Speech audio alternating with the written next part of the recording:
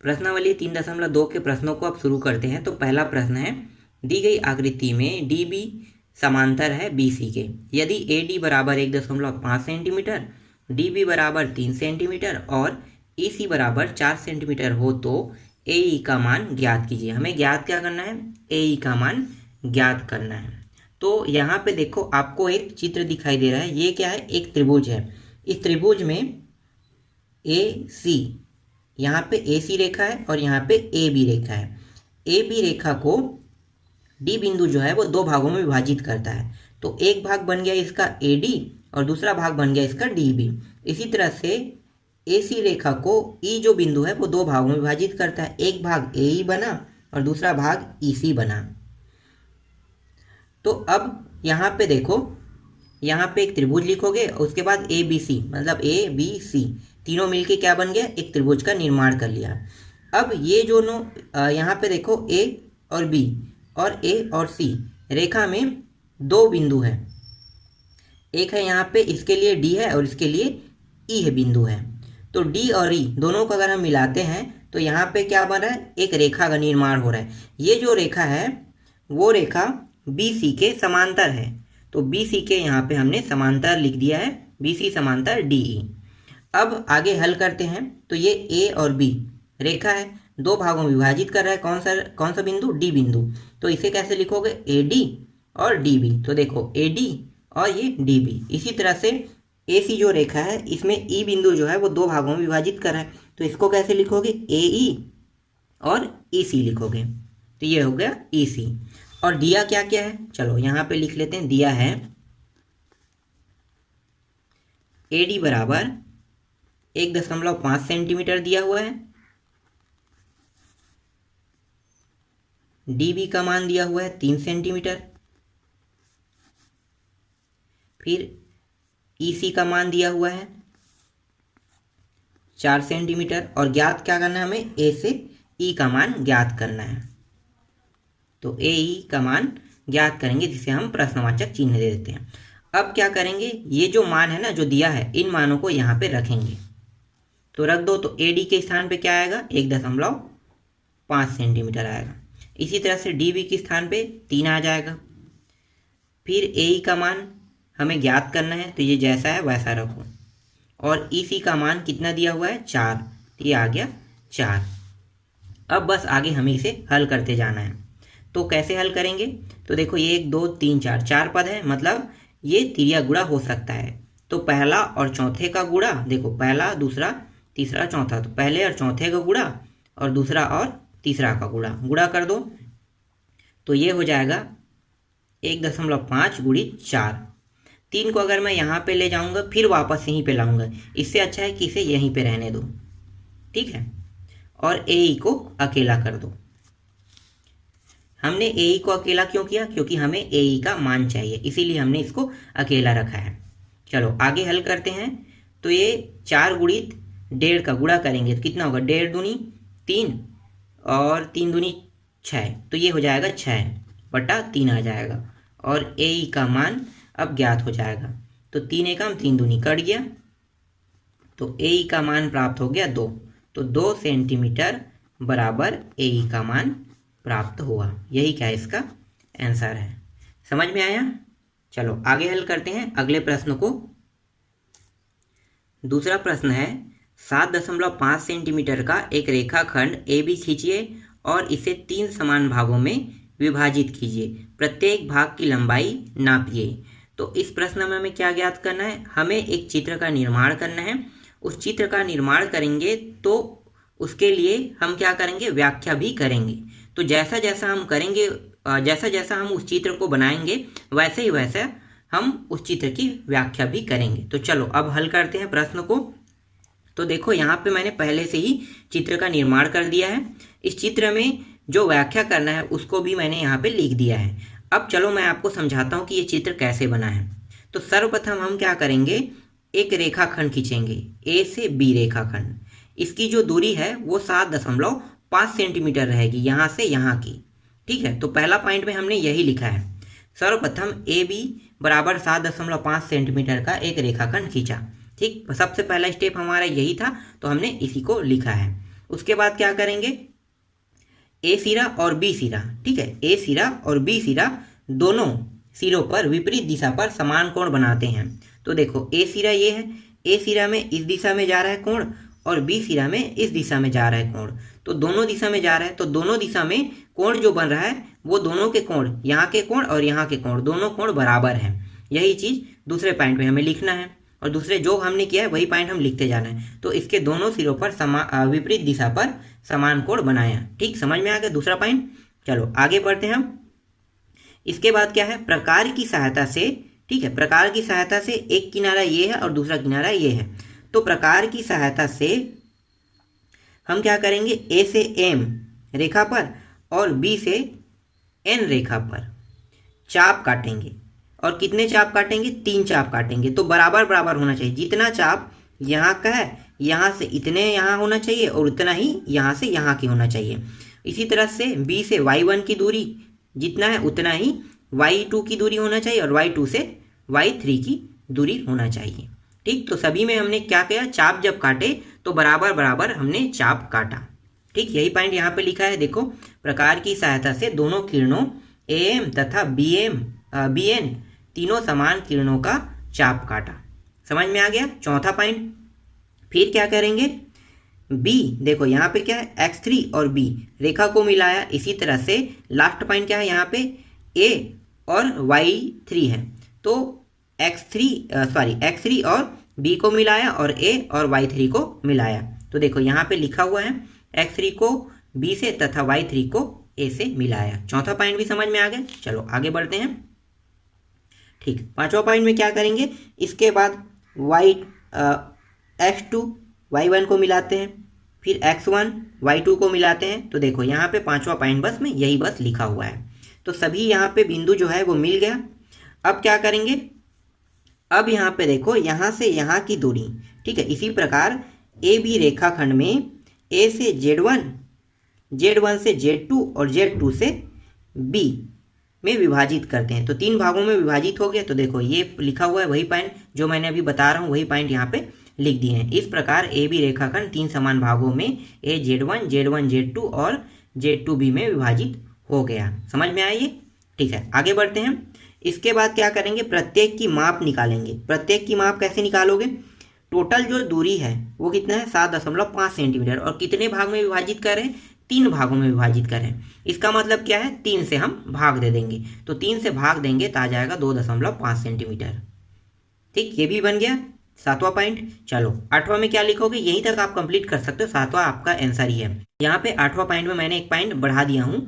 तो चलो देखो क्या है, नापने पर प्रत्येक भाग की लंबाई 2.5 सेंटीमीटर प्राप्त होगी। तो ये है 8वां पॉइंट। ठीक, समझ में आ गया। इस तरह से ये पूरा प्रश्न क्रमांक 2 कंप्लीट हो गया। चलो प्रश्न क्रमांक 3 को अब शुरू करते हैं। प्रश्न क्रमांक 3 है, 8.4 सेंटीमीटर का एक रेखाखंड खींचिए और इसे 7 समान भागों में विभाजित कीजिए। प्रत्येक भाग की लंबाई नापिए। ये भी प्रश्न सेम प्रश्न क्रमांक 2 की तरह हल होगा।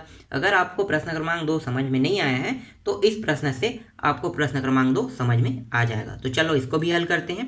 सबसे पहले हम क्या करेंगे, सेम जैसे हमने एक रेखाखंड खींचा था वैसे इसमें भी एक रेखाखंड खींचेंगे।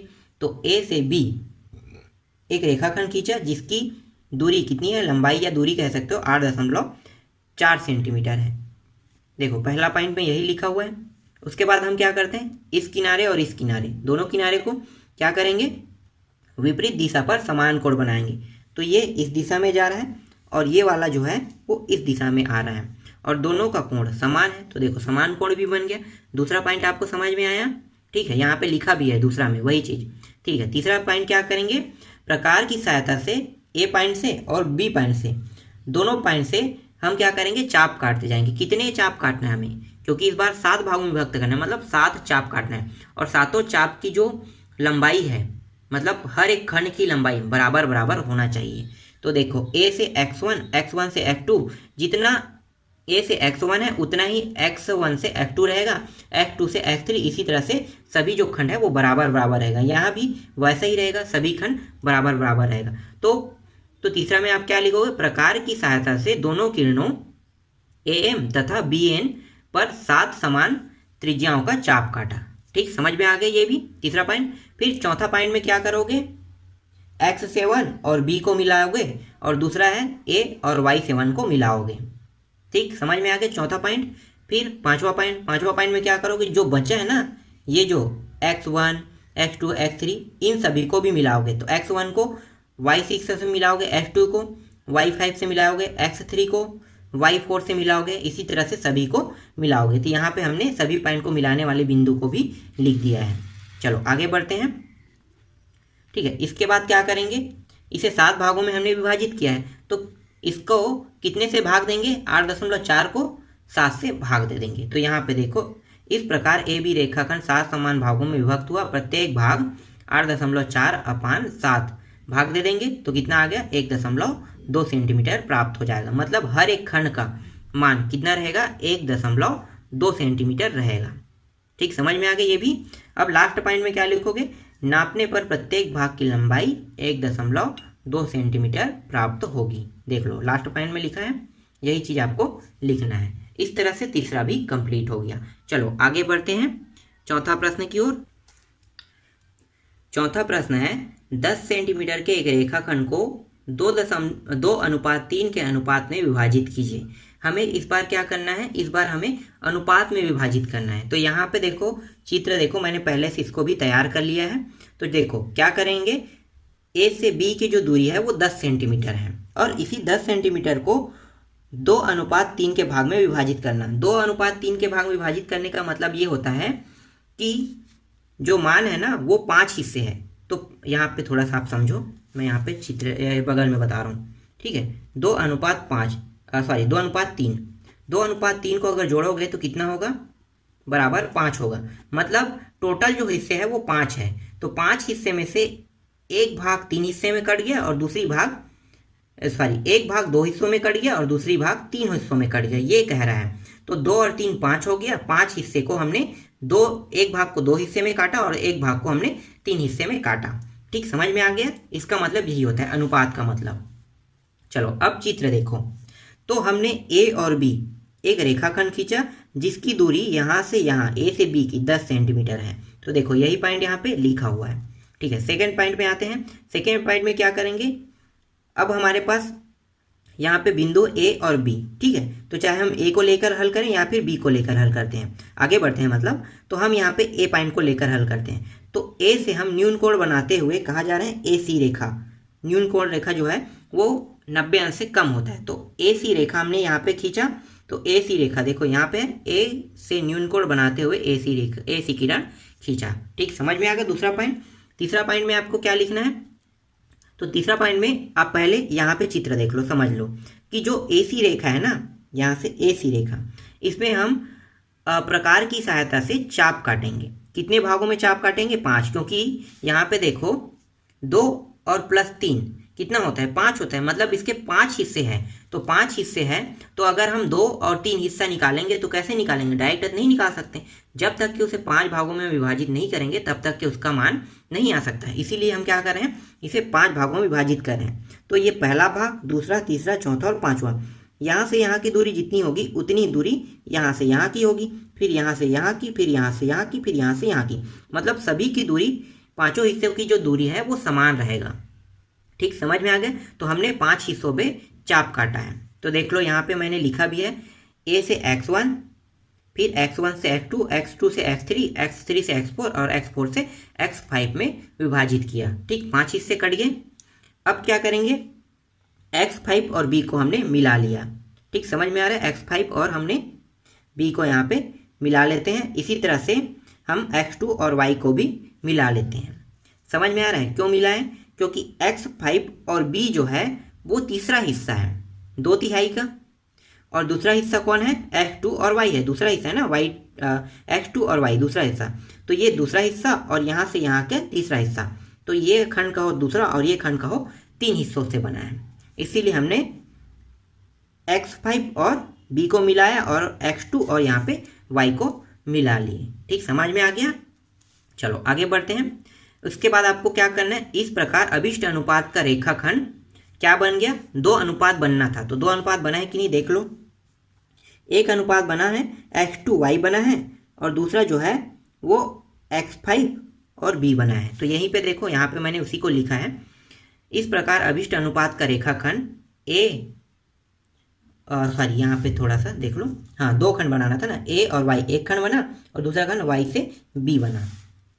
तो देखो ए वाई व वाई बी प्राप्त हुआ, तो ए वाई अनुपात वाई बी लिखोगे, तो ए वाई का मान कितना रहेगा, दूसरा हिस्सा से बना है मतलब 2 रहेगा, और वाई बी का मान कितना है, तीसरा हिस्सा से बना है मतलब 3 रहेगा। और यही हमें क्या करना था, ज्ञात करना था। ठीक, समझ में आ गई ये। चलो आगे बढ़ते हैं 5वां प्रश्न की ओर। तो प्रश्न क्रमांक 5 है, 7 सेंटीमीटर का एक रेखाखंड ए बी खींचिए, इस पर एक बिंदु P इस प्रकार ज्ञात कीजिए कि ए पी बराबर 2/5 ए बी हो। तो इस प्रश्न को कैसे हल करना है, तो इस प्रश्न को हमें सेम प्रश्न क्रमांक 4 की तरह हल करना है, बाकी कुछ भी चेंजेस नहीं होगा। सेम प्रश्न क्रमांक 4 में है वही पॉइंट प्रश्न क्रमांक 5 में पूरा का पूरा लिखना है हमें। तो चलो देख लेते हैं, प्रश्न 4 को ही देखते हुए हम प्रश्न 5 को भी हल करेंगे। तो देखो इस बार क्या है, इस बार प्रश्न क्रमांक 5 में 7 सेंटीमीटर का है, मतलब ए से बी की दूरी जो है वो क्या हो जाएगा, 7 हो जाएगा। तो यहाँ पे सिर्फ आपको 7 लिखना है और कुछ चेंज नहीं करना है। ए सी न्यून कोण बनाते हुए किरण खींचना है, ये सेम रहेगा। ठीक है, ए से सी ही बनाना है हमें, कोई चेंज नहीं हुआ यहाँ पे। फिर ए सी किरण को प्रकार की सहायता से समान यहाँ पे 5 लिखा है, लेकिन इसमें कितना है, तो यहाँ पे देख लो 2/5 है। इसका मतलब क्या है, 2 + 5 कितना हो गया, 7 हो गया। तो 7 भागों में विभक्त करना है, तो इसे आप कितने भागों में करोगे, 7 भागों में। तो यहाँ पे 5 के स्थान पे 7 हो जाएगा।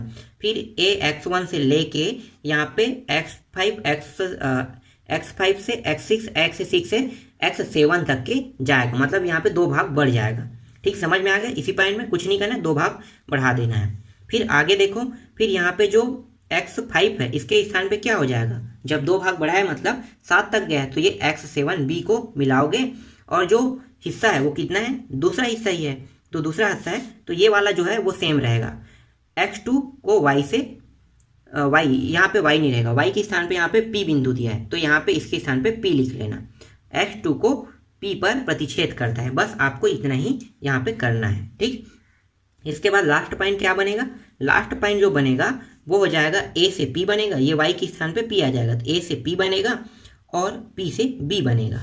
तो देखो ये हो जाएगा a से p और p से b हो जाएगा, प्राप्त हुआ। तो AP अनुपात अब लिखोगे AP, ठीक है, अनुपात, चलो मैं यहाँ पे लिख देता हूँ AP अनुपात PB बराबर बन रहा है 2/5। आगे अगर मैं इसे हल करता हूँ तो इसे लिखेंगे हम लोग AP/PB बराबर 2/5, और हमें AP का मान चाहिए, तो ये वाला मान क्या हो जाएगा, तिर्या गुणा के ऊपर चला जाएगा। तो यहाँ पे आ गया AP बराबर 2/5 और ये हो गया PB प्राप्त हो जाएगा। ठीक, तो इस तरह से ये बन गया। ठीक, समझ में आया। यहाँ पे आपके प्रश्न में गलती दिया हुआ है, यहाँ पे AB लिखा है, वो AB नहीं है।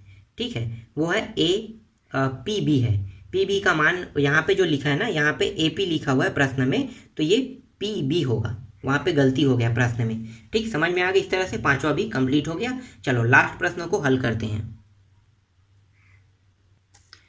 दी गई आकृति में AD बराबर 8 सेंटीमीटर, DB बराबर 4 सेंटीमीटर, AE बराबर 9 सेंटीमीटर, EC बराबर 4.5 सेंटीमीटर हो, तो क्या D समांतर है BC के, और है तो है क्यों, ये हमें बताना है। तो पहले जो दिया है उन मानों को आप लिख लो। तो यहाँ पे लिखो, दिया है, क्या क्या दिया हुआ है, AD का मान दिया हुआ है, AD का मान 8 सेंटीमीटर है। इसी तरह से दिया हुआ है BD का मान दिया हुआ है 4 सेंटीमीटर। फिर AE का मान दिया हुआ है 9 सेंटीमीटर, और दिया हुआ है EC का मान 4.5 सेंटीमीटर दिया हुआ है। अब देखते हैं, चित्र में आते हैं। तो ABC एक त्रिभुज है, इस त्रिभुज में AC जो रेखा है इसमें D जो है वो मध्य बिंदु है, मतलब यहाँ पे इसे 2 भागों में विभाजित कर रहा है AB रेखा को, एक भाग AD बन रहा है और दूसरा भाग DB बन रहा है। इसी तरह से AC जो रेखा है इसमें E जो बिंदु है इसे AC रेखा को 2 भागों में विभाजित कर रहा है, तो एक भाग AC बन रहा है, AE बन रहा है, और दूसरा भाग EC बन रहा है। इसका मतलब क्या है, अगर इसे दो भागों में विभाजित कर रहा है मतलब डी और ई और बी और सी दोनों क्या है, समांतर है। ठीक, समझ में आ रहा है, दोनों समांतर है, लेकिन हमें सिद्ध करना है। तो चलो सिद्ध कैसे करोगे, पहले इस रेखा को लेकर चलो। तो ए बी रेखा में दो भाग में विभाजित करें तो एक भाग ए डी बन रहा है और दूसरा भाग डी बी बन रहा है। इसी तरह से इस रेखा में ए ई एक भाग बन रहा है और दूसरा भाग ई सी बन रहा है। इसके मानों को रख दो। तो ए डी का मान 8 है, डी बी का मान 4 है, ए सी का मान 9 है और इसका मान 4.5 है। 4 एकम 4 दूनी, 2 से कट गया, 2:1 आ गई यहाँ पे। तो ये क्या है, देखो 4.5 है, मतलब ये हो जाएगा 4.5 एकम 4.5 दूनी, तो ये हो गया 2:1, ये भी कट गया। तो देखो ये वाला जो रेखा है और ये वाला रेखा है, दोनों के अनुपात समान आ रहे हैं। मतलब क्या है, इसका कहने का मतलब ये है कि जो डी ई है वो समांतर है किसके, बी सी के। ये तो सिद्ध हो गया हुआ, ठीक है। लेकिन अब कारण भी लिखना है, तो कारण में आप लिख लो यहाँ पे, कारण किसी त्रिभुज, यहाँ पे लिख लेते हैं पूरा, चलो, किसी त्रिभुज में एक भुजा के समांतर खींची गई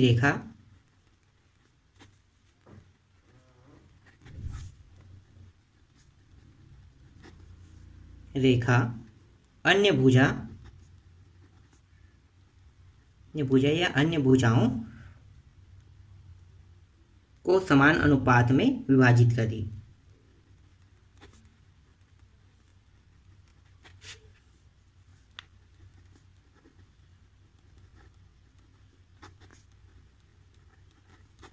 करती है।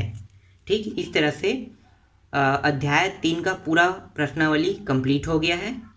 ठीक है, इसके बाद हम लोग नेक्स्ट प्रश्नावली को शुरू करेंगे।